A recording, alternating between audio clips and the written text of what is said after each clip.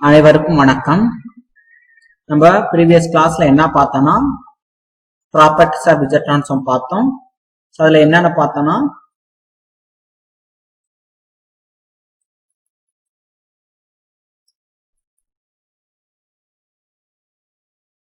properties of Z transform பார்த்தோம். அதுல first property என்ன பார்த்தோம்னா linearity property. second property என்ன பார்த்தோம்னா time shifting property. third property என்ன பார்த்தோம்னா scaling property. fourth one time reversal property.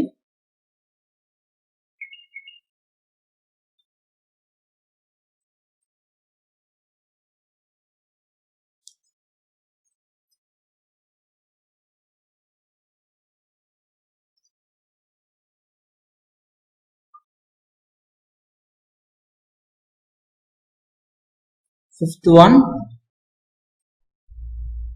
conjugation property.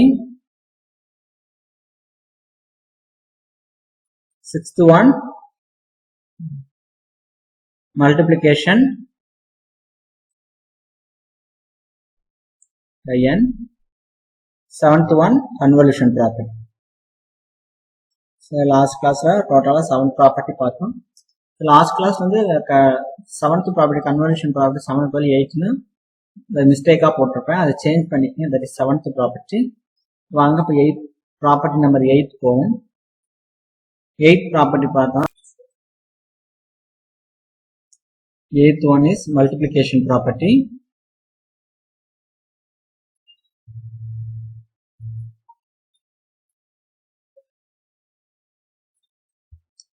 multiplication property statement பார்த்தீங்கன்னா z transform of x1 of n dot x2 of n is equal to 1 divided by 2 pi j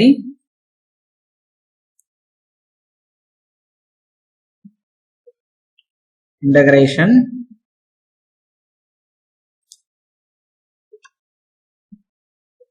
x1 of lambda into x2 of z by lambda into lambda inverse into d lambda. The general definition பார்த்தீங்கன்னா வாங்க use பண்ணி பார்ப்போம். So நம்மளுக்கு z transform of x1 of n x2 of n is equal to summation limit minus infinity to infinity x1 of n x2 of n z power minus n. பார்த்தீங்கன்னா நம்ம இல்லை x1 of n or x2 of n வந்து inverse Laplace transform inverse. இப்போ நம்ம என்ன பண்ண போறோம்னா x1 of n வந்து inverse z transform யூஸ் பண்ணி எழுத போறோம். இப்போ எழுதுனீங்கன்னா 1 divided by 2 by j integration x1 of lambda z power x1 of lambda into n minus 1 into d lambda. Already இங்கே z இருக்கனால வேரியபிள் நான் சேஞ்ச் பண்ணி எழுதியிருக்கேன். x2 of n into z power minus n. பார்த்தீங்கன்னா இந்த இடத்துல summation limit minus infinity to infinity 1 divided by 2 pi j. என்ன பண்ணலாம்னா x1 of z x1 of lambda power n minus 1 into z power minus n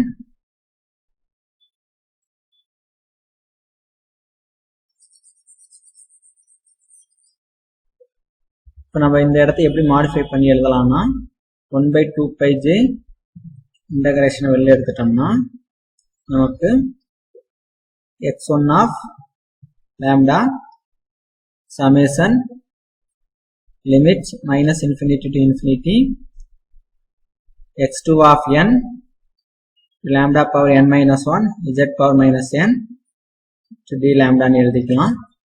இப்போ பார்த்தீங்கன்னா இந்த இடத்துல 1 divided by 2 pi j x1 of lambda. Next time பார்த்தீங்கன்னா summation limit minus infinity to infinity x2 of n. இந்த இடத்துல பார்த்தீங்கன்னா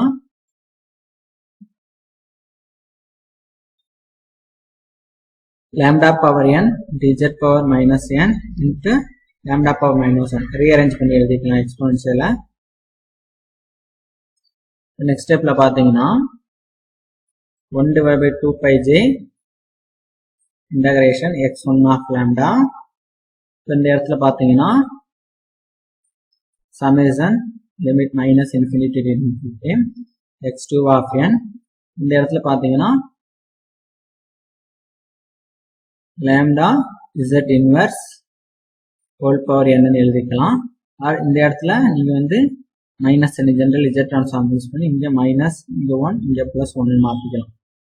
இந்த இடத்தை இப்படி மாத்திக்கலாம். இந்த இடத்தை டைரக்டா மாத்திக்கங்க. இப்படி மாத்திக்கலாம்னா lambda inverse dz whole power minus n ன்னு மாத்திக்கலாம். lambda inverse என்ன டிபெண்ட் பண்ணல, அதனால அதை நான் வெளில எடுக்கலாம். இந்த d lambda பாத்தீங்கன்னா 1 divided by 2 pi j x1 of lambda into இந்த இடத்தை எப்படி எழுதிக்கலாம்னா x2 of z க்கு பதிலா இந்த இடத்துல lambda inverse z இருக்கு. lambda inverse z lambda inverse d lambda ன்னு எழுதிக்கலாம்.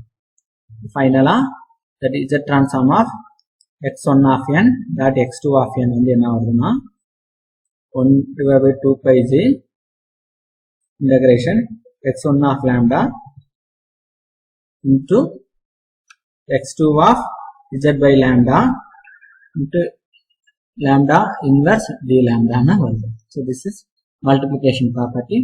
The next வந்து Parseval's theorem.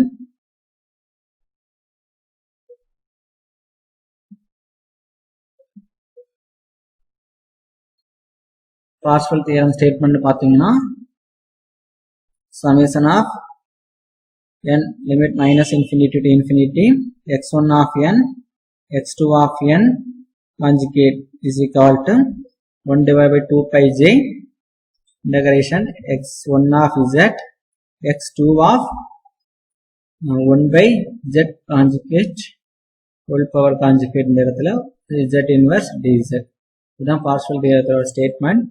இதுக்கு நம்ம proof பார்த்தோம்னா இந்த இடத்துல x1 of z is nothing but z transform of x1 of n, x2 of z is nothing but z transform of x2 of n.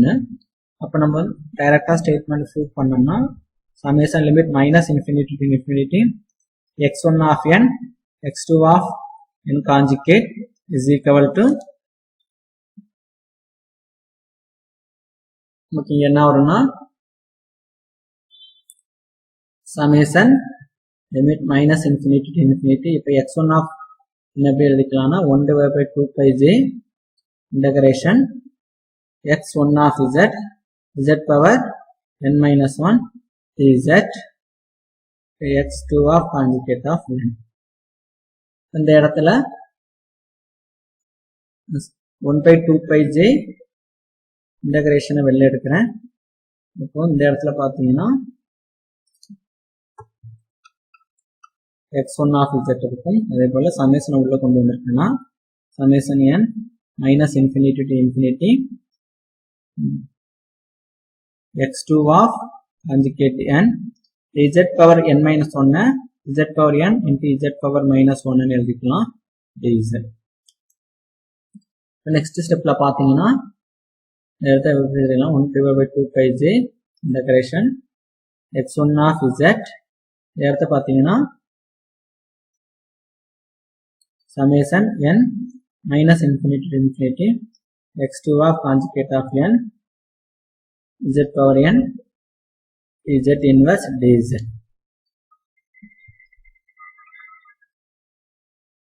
இப்போ நமக்கு இந்த டேர்ம் மட்டும் எடுத்துக்கிட்டு பார்த்தோம்னா இந்த டேர்ம் எப்படி எழுதிக்கலாம்னா n summation n minus infinity to infinity x2 of conjugate of n z power n. So இதை rearrange பண்ணோம்னா z வந்து z கான்ஜுகேட் இன்டு கான்ஜுகேட் எழுதிக்கலாம். இப்போ வந்து summation limit minus infinity to infinity x2 of n z conjugate of power n whole power conjugate னு எழுதிக்கலாம் இந்த term. இப்போ நமக்கு வந்து இந்த இடத்துல z பவர் மைனஸ் n இருந்தால் தான் நம்ம z ட்ரான்ஸ்ஃபார்ம் கான்செப்ட் யூஸ் பண்ணணும், டைரக்டாக யூஸ் பண்ண முடியும். அப்போ என்ன மைனஸ் இருக்கணும்னா இந்த இடத்த மைனஸ் 1ஆல மல்டிப்ளை பண்ணி மைனஸ் 1ஆல டிவைட் பண்ணீங்கன்னா இந்த இடம் இப்படி மாறும்னா summation n minus 1 infinity infinity x2 of n இந்த இடம் பாருங்க 1 divided by z conjugate whole power minus n. இது ரெண்டும் this is 1 by z nothing but 1 by z whole power minus n. ரெண்டும் ஒன்று தான். z power n is nothing but 1 by z power minus n ரெண்டும் சேமா எழுதிக்கலாம். அப்போனா இங்க எப்படி வரும்னா பாருங்க whole power conjugate இருக்கு. இது எப்படி எழுதிக்கலாம்னா x2 of 1 by z conjugate whole power conjugate னு எழுதிக்கலாம். இப்போ ஃபைனலா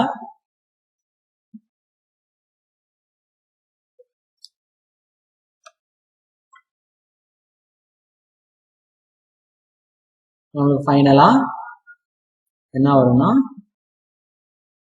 summation n minus infinity to infinity x1 of n x2 of conjugate n is equal to 1 divided by 2 pi j x of z x1 of z.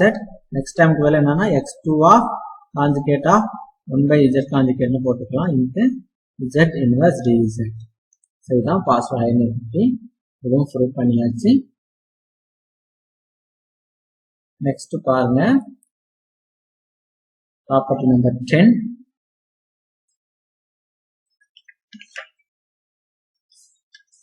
First difference property.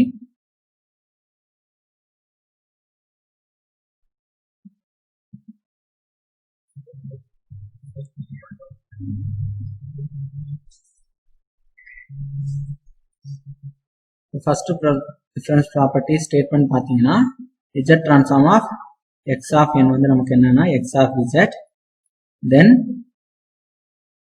z transform of x of n minus x of n minus 1 ஓட z transform என்னன்னு பார்த்தா 1 minus z inverse of x of z. This is statement for the first difference property. இதோட proof பார்த்தோம்னா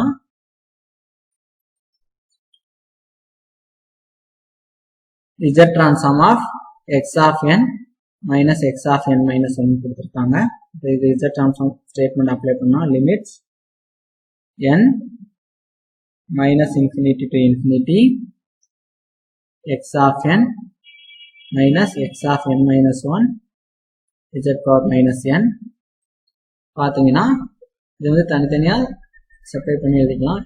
limit minus infinity to infinity x of n z power minus n ஒரு term ஆகும். summation n minus infinity to infinity x of n minus 1 z power minus n ஒரு term எழுதிக்கலாம். அப்போ first term வந்து z transform of x of n, second term வந்து z transform of x of n minus 1. First டேர்முக்கு nothing but x of z னு வரும். இப்போ second term இந்த டேர்முக்கு வந்து டைம் ஷிஃப்டிங் ப்ராப்பர்ட்டி யூஸ் பண்ணோம். இப்போ n minus 1 இருக்கும், n நாட்டுக்கு வர 1 இருக்கு. அப்போ z பவர் இப்போ டைம் ஷிஃப்டிங் ப்ராப்பர்ட்டி பார்த்தீங்கன்னா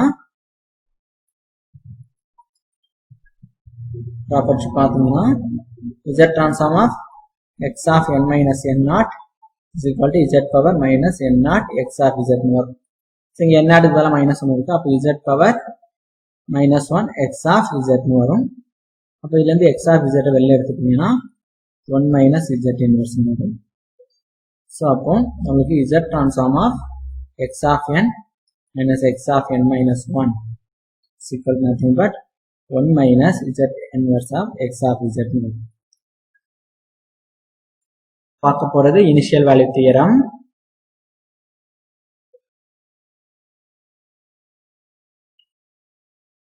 இனிஷியல் வேல்யூ தியரம் ஸ்டேட்மெண்ட் பார்த்தீங்கன்னா if z transform of x of n is equal to summation limit n 0 to infinity x of n z power minus n is equal to x of z. அதாவது n limits வந்து 0ல இருந்து start பண்ணனும், minus n start பண்ணக்கூடாது. அதாவது right side z ட்ரான்ஸ்ஃபார்மா இருந்தா உங்களுக்கு வந்து initial value theorem statement பாத்தீங்கன்னா limit n goes to 0 x of n is equal to limit z tends to infinity to x of z.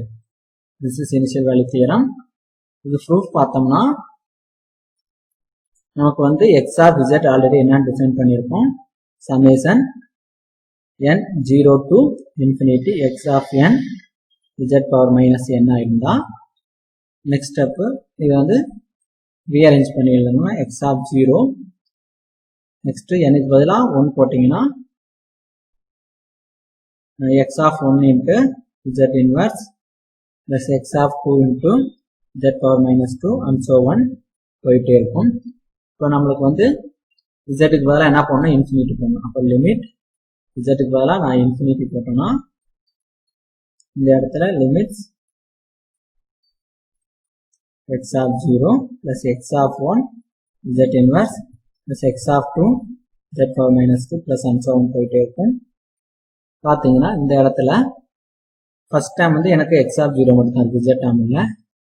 Second டைம்ல வந்து z inverse இருக்கு. அப்போ 1/z ன்னு அர்த்தம். இப்போ z க்கு பதிலா இன்ஃபினிட் போட்டா 1/infinity 0, அதே போல 1/infinity square 0 and so on போயிட்டே இருக்கும். பிளஸ் 0 இன்னும் வரும், எல்லாமே 0 தான் வரும். அப்போ limit z tends to infinity x of z is equal to x of 0. So இதை நான் எப்படி ரீஅரேஞ்ச் பண்ணி எழுதிக்கலாம்னா limit n goes to 0 into x of n is equal to limit 0 goes to infinity into x of z. Initial value theorem prove பண்ணியாச்சு. Next பாத்தீங்கன்னா final value theorem. Next பாத்தீங்கன்னா final value theorem. Final value theorem statement பாத்தீங்கன்னா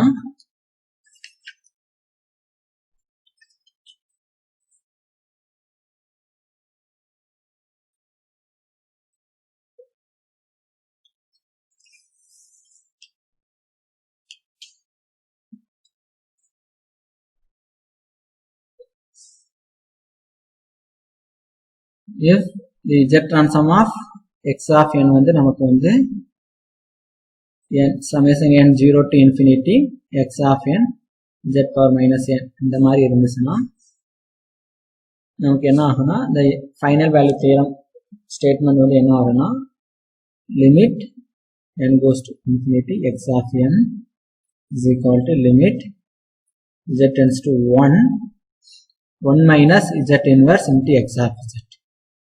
சரிதான் final value theorem. நம்ம வந்து என்னன்னா பார்த்தோம்னா proof பார்த்தோம்னா நமக்கு தெரியும்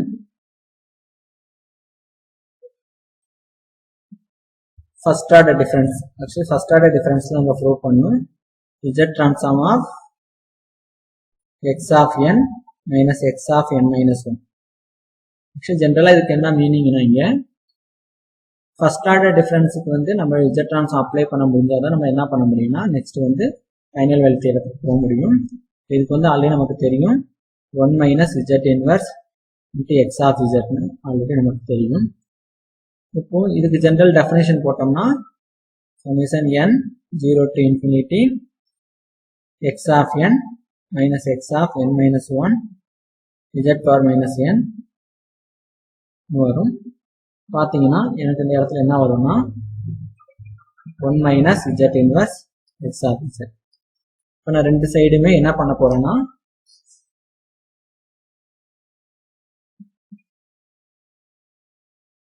z க்கு பதிலா 1 சப்ஸ்டிட்யூட் பண்ண போறேன். z க்கு பதிலா 1 சப்ஸ்டிட்யூட் பண்ணா limit z tends to 1 summation n 0 to infinity x of n minus x of n minus 1 z power minus n is equal to limit z tends to 1 minus z inverse into x of z. இந்த இடத்துல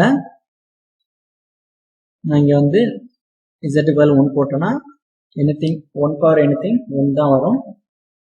இந்த term ஃபுல்லா எனக்கு திரும்ப எப்படி வரும்னா summation limit n 0 to infinity x of n minus x of n minus 1 is equal to limit z tends to 1 minus z inverse into x of z வரும். and the first left side உள்ள term எப்படி எழுதுறேன்னு பாருங்க. x of n minus x of n minus 1 is equal to எப்படி எழுதிக்கலாம்னா பாருங்க. First n க்கு பதிலா 0 போடுறேன். x of 0 வரும் minus x of minus 1 வரும். அடுத்து பாருங்க n க்கு பதிலா 1 போட்டா x of 1 வரும் minus x of 0 வரும் plus n க்கு பதிலா 2 போடுறேன். அப்ப x of 2 minus x of 1 வரும். 3 போட்டா x of 3 minus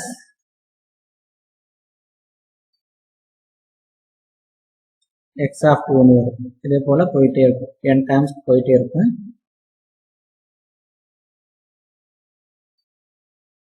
அப்ப பாருங்க plus and so on. இந்த இடத்துல பாருங்க இந்த டேர்ம் எனக்கு இந்த டேர்ம் கேன்சல் ஆகும். இந்த டேர்ம் கேன்சல் ஆகும். இந்த டேர்ம் கேன்சல் ஆகிட்டு எனக்கு பாருங்க இப்போ நான் வந்து 3 வரைக்கும் போட்டிருக்கேன்னா x of 3 மட்டும் எனக்கு வருது. ஆக்சுவலி x of minus 1 நம்ம வந்து n 0லேருந்து எடுக்கிறனால x of minus 1 வந்து இந்த டேர்ம் எனக்கு 0 தான் இருக்கும். அதாவது இந்த டேர்ம் எனக்கு 0 தான். இந்த term because started from n 0 to infinity அந்த மாதிரி லிமிட் எடுத்துப்போம். அதனால x of minus 1 எனக்கு ப்ரெசென்ட் ஆகாது. அதாவது இந்த ரைட் சைடு எட் சீக்வன்ஸ் மட்டும் தான் ப்ரெசென்ட் ஆகிருக்கும். ஜென்ரலாக வராது. அதனால 0ன்னு ஆகிடும். பாருங்க இப்போ 3 வரைக்கும் போட்டால் x of 3 அப்போ 5 வரைக்கும் போட்டோம்னா x of 5ல வந்து முடியும். இப்போ நான் இன்ஃபினிட்டி போடுறேன். இன்ஃபினிட்டி டேர்ம்ஸ் போகும்போது x of infinity மட்டும் கடைசியில் எனக்கு ரிமைனிங்காக கிடைக்கும். அதாவது this value is x of infinity or limit n goes to infinity into x of infinity. x of n limit n goes to infinity x of n வரும். பார்த்தீங்கன்னா எப்படி ஏரியா இருக்குன்னா n limit n goes to infinity x of n is equal to limit z goes to 1 minus z inverse into x of z. So டோட்டலாக இப்போ வந்து நமக்கு வந்து மொத்தம் 12 ப்ராப்பர்ட்டி பார்த்துருக்கோம் using z transform. So first property என்னன்னா linearity property, second one is time shifting property, third one is time scaling property, fourth one is time reversal property, fifth one வந்து conjugation property, sixth one differentiation in z domain or multiplication by n, seventh one is convolution property, eighth one is multiplication property, ninth one is Parseval's theorem, tenth one is first difference property, 11th one is initial value theorem, 12th one is final value theorem. Total 12 theorems using Z transform பார்த்திருக்கோம். 12 properties of Z transform வந்து 12 properties பார்த்திருக்கோம். இதை base பண்ணி problems வந்து next கிளாஸ்ல பார்ப்போம். So property எல்லாம் கொஞ்சம் நீங்க தரவாயிட்டு வாங்க. நெக்ஸ்ட் கிளாஸ்ல வந்து ப்ராப்பர்ட்டிஸ் பேஸ் பண்ணி ப்ராப்ளம்ஸ் பார்ப்போம். நன்றி, வணக்கம்.